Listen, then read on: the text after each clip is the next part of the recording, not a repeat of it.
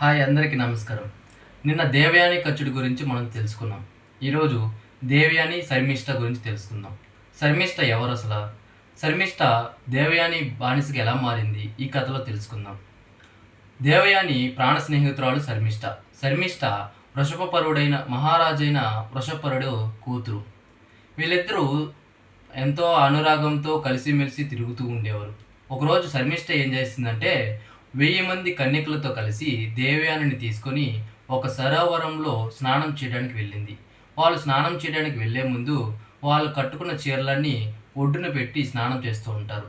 అప్పుడు ఎక్కడో నుంచి ఒక సుడిగాలి, పెద్ద సుడిగాలి వచ్చి ఆ చీరలన్నిటినీ ఒకటిగా చేసేసింది. వాళ్ళు జలక్రీడలు ముగించిన తర్వాత తిరిగి వచ్చి ఎవరి చీరలు వాళ్ళు కట్టుకోబోతున్నారు. అప్పుడు శర్మిష్ఠ ఏం చేసిందంటే తొందరలో దేవయాని చీరని కట్టేసుకుంది. తర్వాత దేవయాని కోపంతో, నా చీరను నువ్వు ఎలా కట్టుకుంటావు? నేను ఒక మహర్షి కూతుర్ని, నీకు పూజ్యురాలిని, మా తండ్రి గురించి తెలుసు కదా నీకు, లోకత్రమైన శుక్రాచార్యుని కూతురు నేను అని గర్వంతో తన పైన కోపంతో మండిపడుతుంది. ఆయన శర్మిష్ఠ ఏం చెప్తుందంటే, మా నాన్నగారు ఈ మహారాజ్యాన్ని పరిపాలించే రాజు, ఆయన హితం కోరుకునేవాడు మీ తండ్రి, వాళ్ళిద్దరికి లేని భేదాలు మనిద్దరికి ఎందుకు? నీ చీర నేను కట్టుకుంటే తప్పేముంది అని చెప్తుంది శర్మిష్ఠ. కానీ దేవయాని వినలేదు. నా చీర నాకు ఇవ్వాలని మొండి పట్టుతో పడుతుంది. కానీ శర్మిష్ఠ, నేను కట్టుకున్న చీరను తిరిగి ఇస్తే క్షత్రియ వనితగా నాకు అవమానం జరుగుతుందని భావించి శర్మిష్ఠ చీరను ఇవ్వడానికి ఒప్పుకోలేదు. అలా ఇద్దరు పోట్లాడుతూ మాటలు పెరిగి పెరిగి చివరికి శర్మిష్ఠ ఏం చేస్తుందంటే దేవయానిని తీసుకెళ్ళి ఒక బావిలో తోసేస్తుంది. అలా బావిలో పడిన దేవయాని అర్తనాదాలతో ఏడుస్తూ ఉంటుంటే యాయాతి మహారాజు ఆ మార్గాన గుర్రంపై వస్తూ ఉంటాడు. ఆయన ఆ ఆర్తనాదాలు విని బావి దగ్గరికి వెళ్ళి చూస్తే దేవయాని ఆ నీటిలో పడి ఉంటుంది.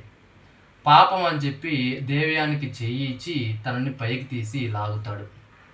ఆ తర్వాత ఏం జరిగిందంటే దేవయాని చెలికత్తె ఒకటి అక్కడికి వచ్చి, అమ్మగారు మీరు ఎక్కడికి వెళ్ళిపోయారు, మీకోసం వెతుకుతున్నాను, మీరు ఇంటికి రండి పోదామని చెప్తే అప్పుడు జరిగిన విషయం అంతా ఆ చెలికత్తెతో చెప్తుంది. దేవయాని ఇంటికి రాను ఆ వృషభపరుడి మహారాజ్యంలోకి నేను అడుగు పెట్టనని చెప్పి అక్కడే ఉండి మొండికేస్తుంది. ఇదంతా ఎవరు వింటున్నారంటే రాజు యొక్క భటులు విని రాజుగారికి చెప్తారు. ఇంతలోకి శుక్రాచార్యుడు అక్కడికి వచ్చి ఆమెకు నచ్చ చెప్పడానికి ట్రై చేస్తాడు. ఆమె కోపంతో, ఉద్రేకంతో ఆమె అలా ఉంటుంది. కానీ తండ్రి ఏం చెప్తాడంటే, కోపం అనార్థాలకు కారణం, కోపం పడడం మంచిది కాదమ్మా. ఎంతోమంది ప్రముఖులు ఏం చెప్పారంటే 1000 యాగాలు చేసిన వాళ్ళకంటే కోపం లేని మనిషి ఎంతో గొప్పవాడు, ధర్మపరుడని చెప్పుకొచ్చారు. నువ్వు ఈ విధంగా కోపపడడం మంచిది కాని చెప్పి హితబోధ చేయబోతాడు కూతురికి. అయినా దేవయాని విననే వినదు.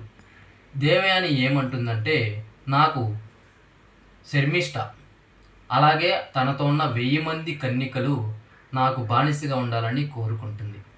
ఇంతలో ఆ మహారాజు వృషపరుడు అక్కడికి చేరుకొని గురువు గారైన శుక్రాచార్యునికి నమస్కరించి జరిగిన దాన్ని మొత్తం తెలుసుకొని ఆయన చింతించి, మీకు ఏం కావాలన్నా నేను చేసేదానికి సిద్ధంగా ఉన్నానని దేవయానితో చెప్తాడు.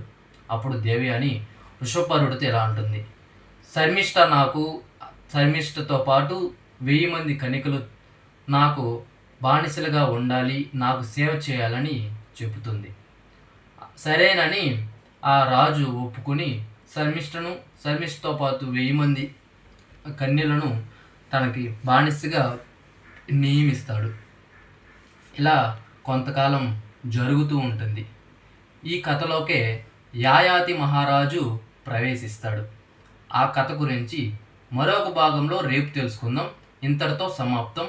ఇట్లు మీ శ్రీనివాసులు.